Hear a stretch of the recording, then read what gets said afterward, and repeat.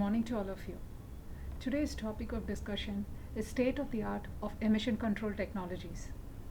This topic is actually the need of the hour. I'll tell you why.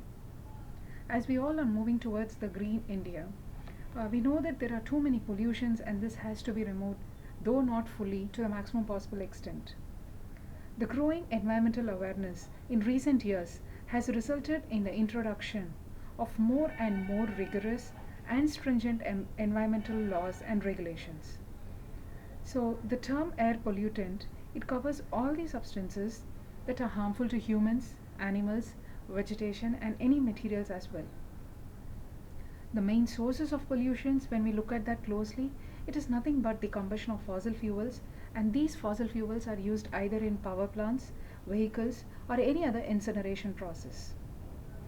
So the combustion products mainly being particulate matter, carbon monoxide, hydrocarbons, nitrogen oxides, and at times it's sulfur oxides too. So the government has framed laws and certain emission norms, as we all know, BS3, BS4 and now it's BS6. So all these norms are in line with the European norms, with the Euro standards. So here when we look at this table, we understand that BS6 vehicles which are manufactured after April 2020 and the BS6 vehicles which are manufactured after 2023 itself has got a difference. That is, when we look at the NOx emitted values, the CI engines should limit its NO values for the M1 and M2 type of vehicles to 180 mg per kilometer, and whereas it has to be limited to 140 mg per kilometer for the same category of vehicles. And these values are much more lesser when compared to that of the BS4 standards. So as these norms are being implemented or forced on the vehicle manufacturers by the government, definitely the vehicle manufacturers has to take certain measures to achieve this or to go in line with this. So the measures taken by them are the emission reduction technologies. There are a way number of emission reduction technologies. We are going to see that in our today's lecture. We are going to see that one by one, and every technology has got its own pros and cons. So quickly moving to those reduction technology, we generally coin it as after treatment method. Why it is called as after treatment method? I'll tell you. We know that when it comes to combustion in an IC engine, we have to either modify the fuel before it is being used for combustion in the engine, or during combustion we'll have to make some parametric changes.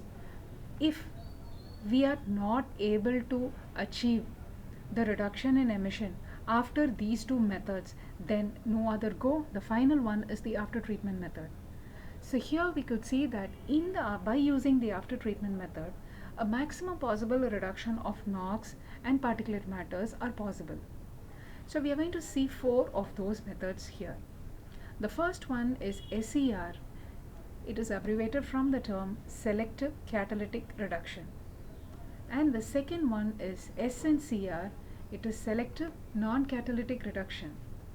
And the third one is LNT, that is lean NOx trap.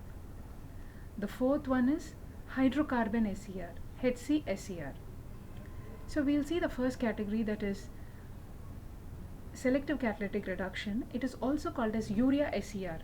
The reason is, here we will be using an external reducing agent that is called as urea. Normally we are going to use urea, and that too in the aqueous form. So it is called as aqueous urea. And here we have got a chamber where the exhaust gas enters this chamber and finally exits out. So when the exhaust gas enters this chamber, we are going to supply the urea through a nozzle and give some space and time for the exhaust gas and the urea to get mixed very well, and then it is allowed to pass through this bed. So this is nothing but a catalytic bed. After passing through this, while passing through this catalytic bed, there are a series of chemical reactions which we'll see in the next slide.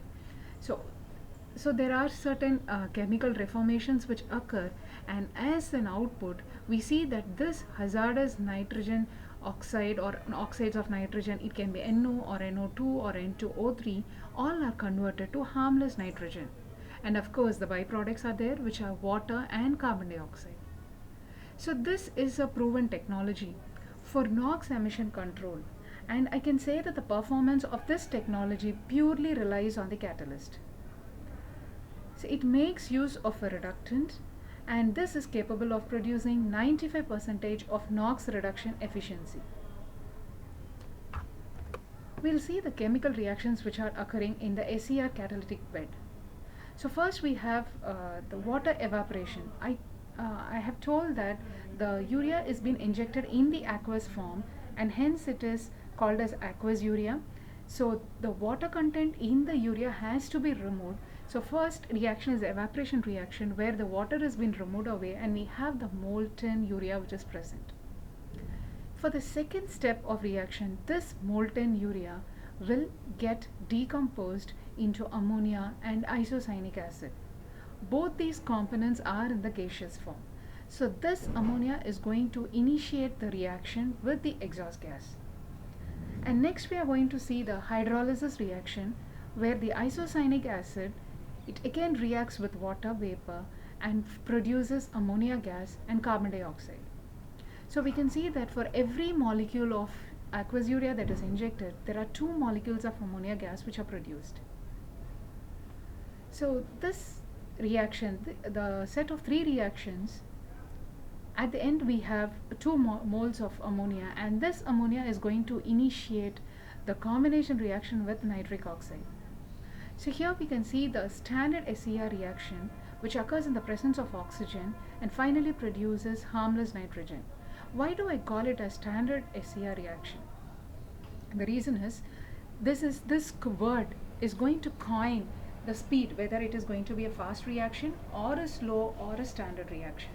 When I say it's a standard reaction, it is only in the presence of NO, whereas if the reaction has to be fast, then instead of NO you also have NO. Instead of NO being present alone, we also have NO and NO2.